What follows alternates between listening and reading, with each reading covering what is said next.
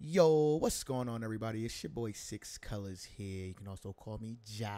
You feel me? Anyway, let's talk about the Fever versus Mercury game. Before I say anything, congrats to Caitlin Clark for 7 assists in the first quarter. That was amazing. Also, being the first rookie in the WNBA history to record 400 points, 100 rebounds, and 150 assists in a single season. And the season's not even over yet. Not even over. Also,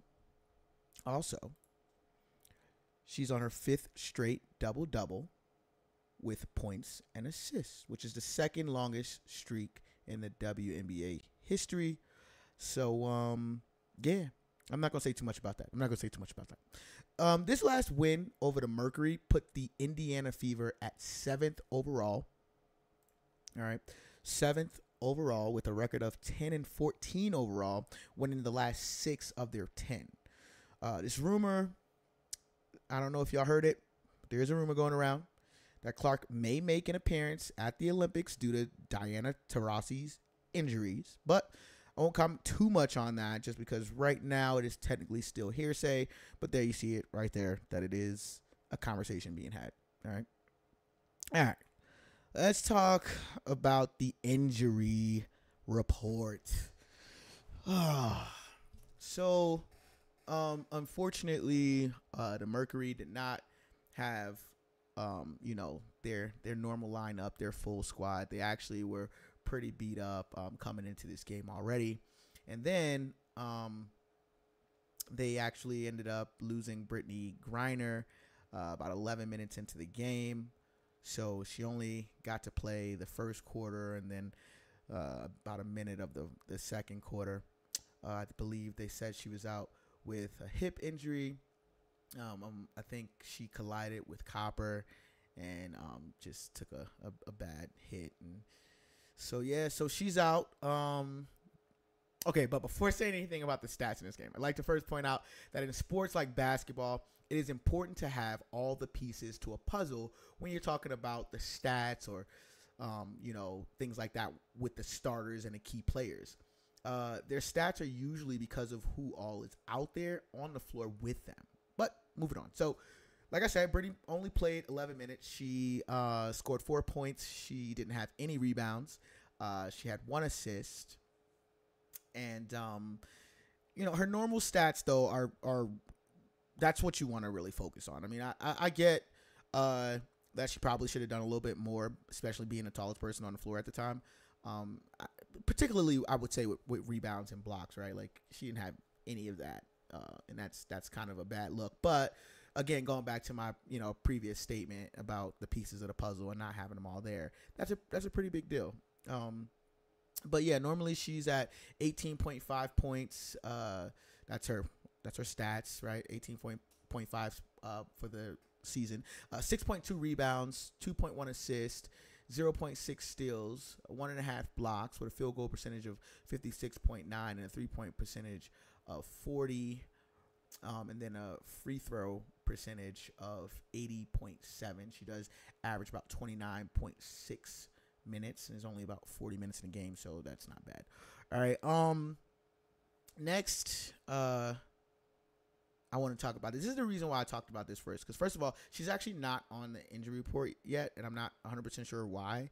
I think maybe it just hasn't been updated yet, but I do want to point out this viral moment, which just goes back to the whole stat that I personally feel like she was missing. Well, second stat that I feel like she was missing as the tallest person on the court. Blocks. All right. So, Caitlin pulls up for a 3. I think maybe Copper was originally defending her. And then Griner kind of jumps out to try to defend. And it didn't.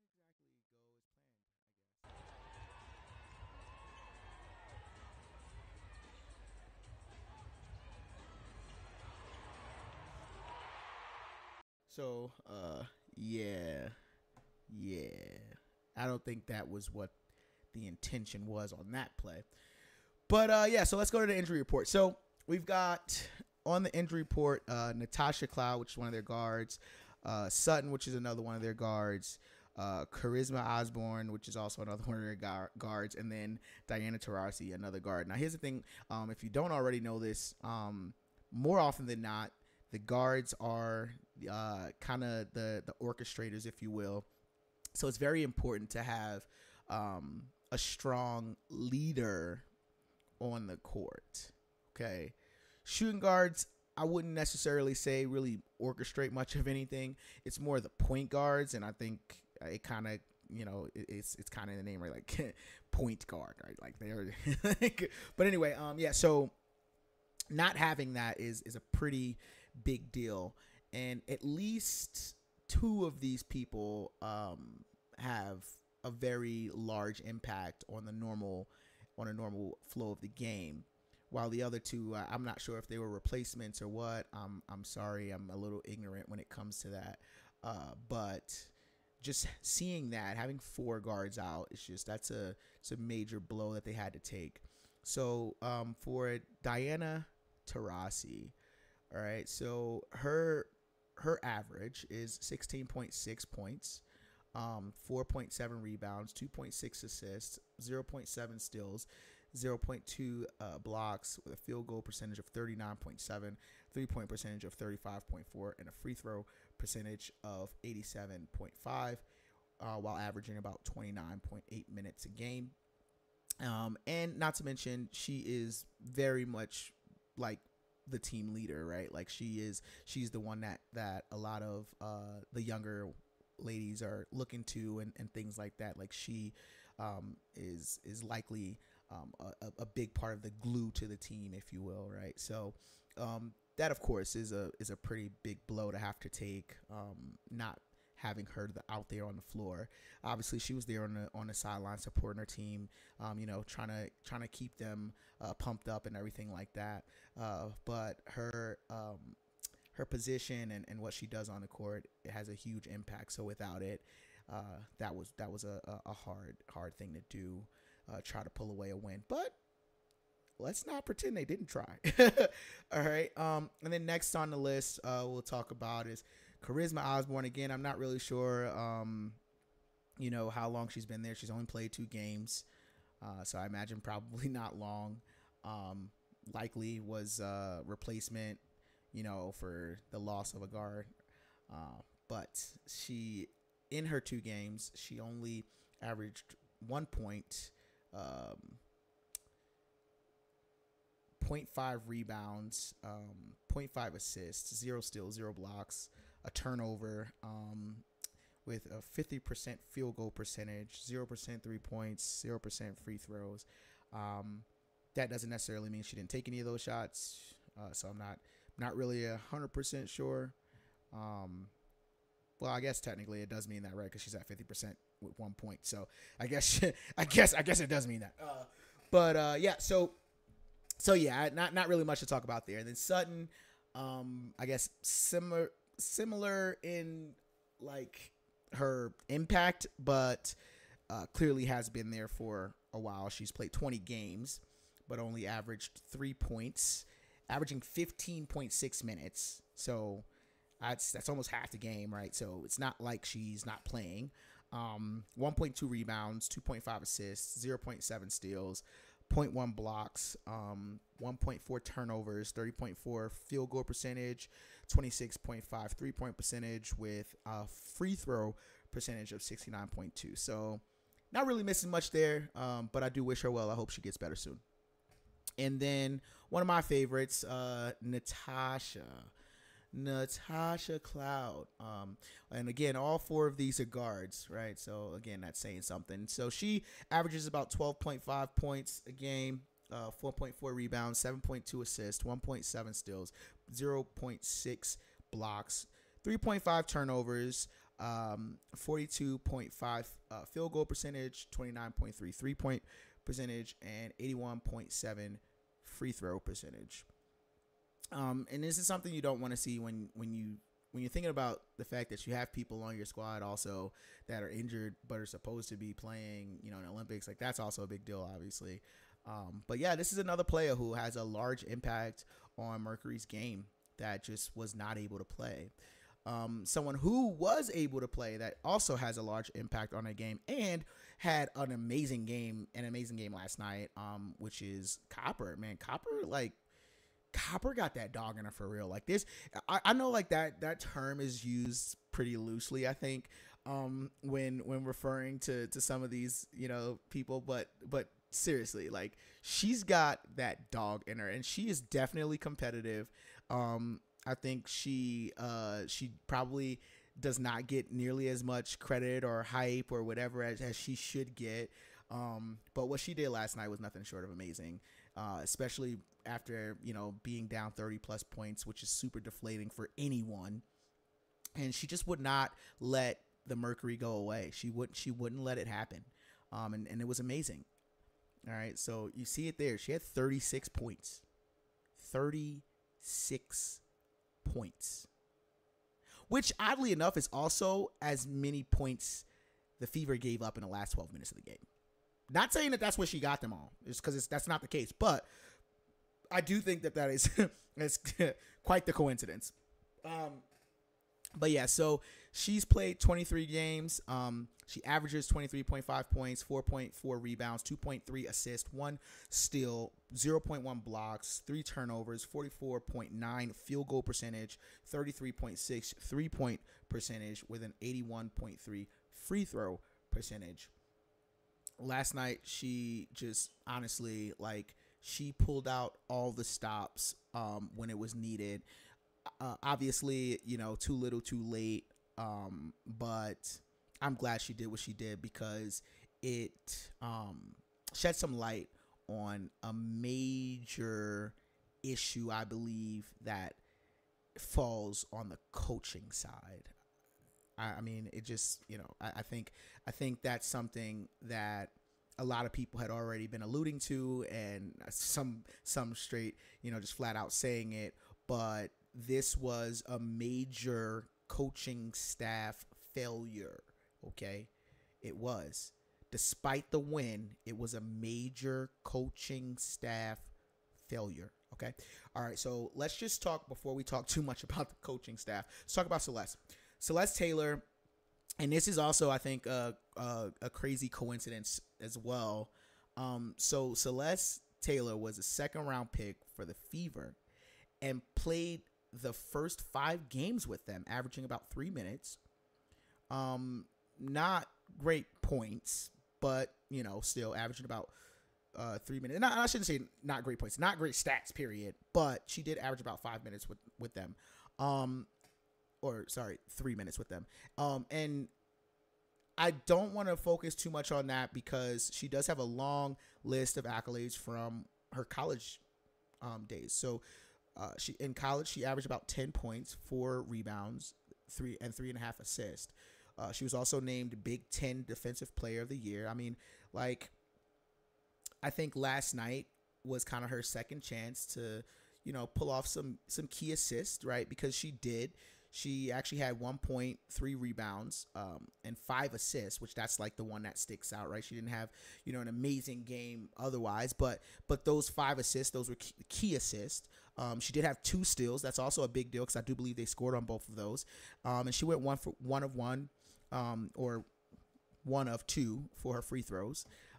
So I think even given the status of how that game was going, I think that is pretty telling for her future with the team. I really do hope that she gets a good shot. And then let's talk about the Fever giving up 36 points in the last 12 minutes. So, yes, that is true. And they only scored a few. And that's what's even more terrible. But I will say, what I am happy about is that Coach Sides admitted that she was not prepared to lead by 30-plus points. And that this was uncharted territory for her. And I'm going to roll a little bit of that footage. I don't want to play too much of it. If you do want to watch the whole thing, you could always go to Indiana Fever's page. They're very good about always posting up their post-game, media information and everything like that. So you're always going to get the press conferences if you go to their page. All right, so let's just run a little bit of it. I mean, right now, I mean, that's incredible, and that just shows like what we're capable of. For me right now, it's giving up 36 points in 11 minutes. So that's what we've got to figure out. I haven't been here when we've been up 31 points. And when you do that, you have to figure out a way to hold that and just finish the game. And so that is where, as a coach, that's where I'm at. But it's incredible, to have players that can put up those many points and be able to rebound the basketball. But that's where I'm at. So again, she does take responsibility. At least I think. I feel that's my interpretation of what she said was that she took responsibility. All right. But I will say, I am pissed with how close this game looks at the final score. I appreciate that the coach took this one as her fault because she is absolutely correct. I'm not saying that this means, like that we need to throw shade at her or anything like that. The thing is that being up by that much has had the same formula since whatever the equivalent like is to little league baseball for basketball, right? Like in all sports, like it's the same. When you are up by that much, you cycle through your bench to give your starters / key players some time to rest while also giving your bench some time to shine. All right. When you have your starters / key players out on the floor, the formula is the same as what got you up by 30 in the first place. Period. There is no secret formula. That is just how it works. That is, every coach knows this. I don't know how you could be a coach and like act like you don't know this. Instead, what she did was she took some key players / starters out of the game and left some in when they were clearly out of steam. Caitlin Clark played 38 of the 40 minutes. I think she only sat for like 2 minutes in the second quarter or something like that. But she played for the rest. It didn't seem like they had guidance on what plays to run. In fact, it didn't even seem like they were running plays at all. All right. Before I jump to my next bullet, I want to talk about some team chemistry, tension, and frustration. So there was a play. Okay, I'm not sure if I'll be able to find the video. I think I might have it here. Actually, hold on. Let's see. Is it this one? Okay, yeah. Let's rewind this. Yeah. So originally, when I was going through everything that I was gonna put in this video, I didn't think that I was gonna be able to find this. I actually searched for a little while first, and then I found it. So yeah, so we're gonna get, whoo, we're gonna get into it. All right. So I think there was like a play where like, someone either stole the ball or like got the rebound or something, gave the ball to Clark, and then Mitchell ran up the court. Clark threw a bullet. Mitchell did not secure the pass. I get that her momentum was going up the court, but as the ball was coming toward her, it's taught in fundamental basketball that you come into the pass. All right. You come into the pass. Like you don't anyway. So she threw the ball up. Clark threw the ball, a bullet up the court, and Mitchell wasn't able to secure it. And so it ended up being a turnover. Right. And the way she reacted, in my opinion, it was terrible. At this point, Mitchell seemed to have words with Clark about it that I thought was a bit more telling about how she maybe feels about all of Clark's flashy passes. Not to mention that there was a point in the game, which I didn't realize was actually the play right after this, where Kelsey had Clark wide open for a 3. And instead of passing it, she dribbled around for almost the whole possession and then chucked up another missing 3, which I want to say she was about 0 of 6 already at this point for 3-pointers. That said, I'm not blaming that on Kelsey. That is a coaching issue. If Sides has made it clear what each player's role is on the court and put her vets in check, things like that don't happen. Clark is not the enemy. she certainly doesn't want to dim the light of Mitchell. In fact, I think if Mitchell gives that ball up and Clark doesn't take the shot, she absolutely gets the ball back to Mitchell if she finds a way to get herself open again for it. I 100% believe that. But yeah, let's roll it. Let's roll it. Let's roll it.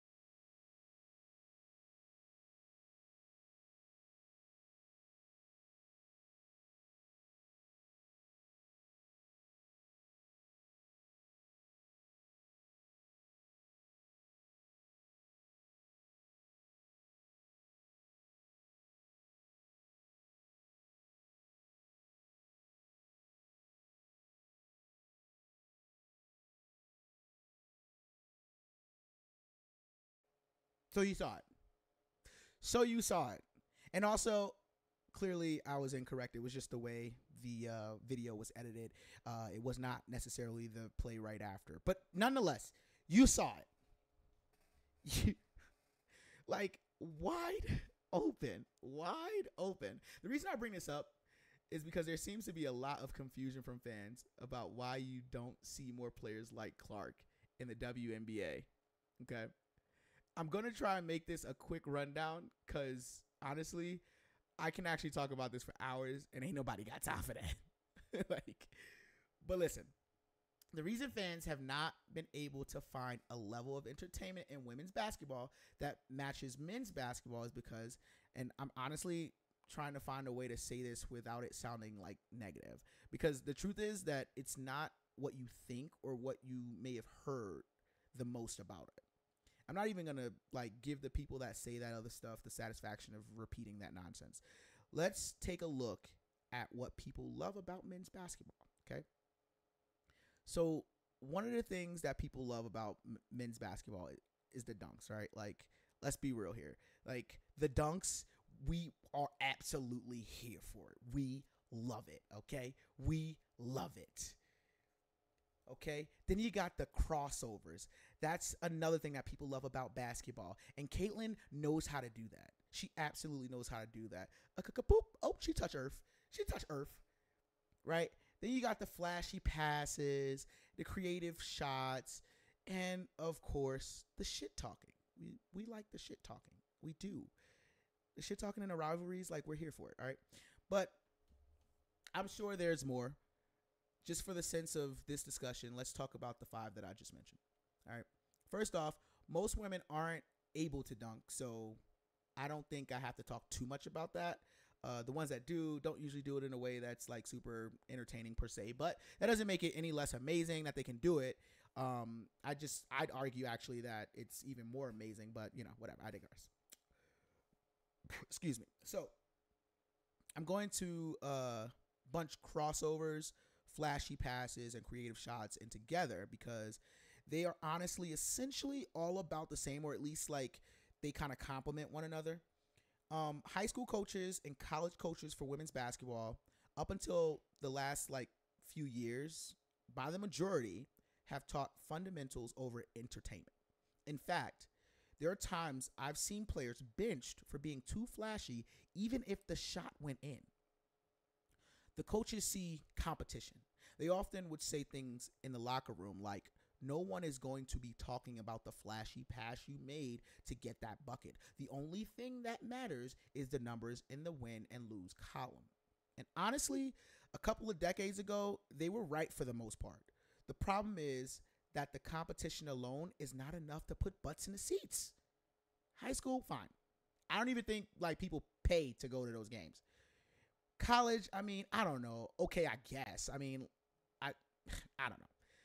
I think that you could argue that college and professional are, I'm not going to say on the same level because that's dumb, but are on a similar level, and I do believe that they charge for all their tickets as well.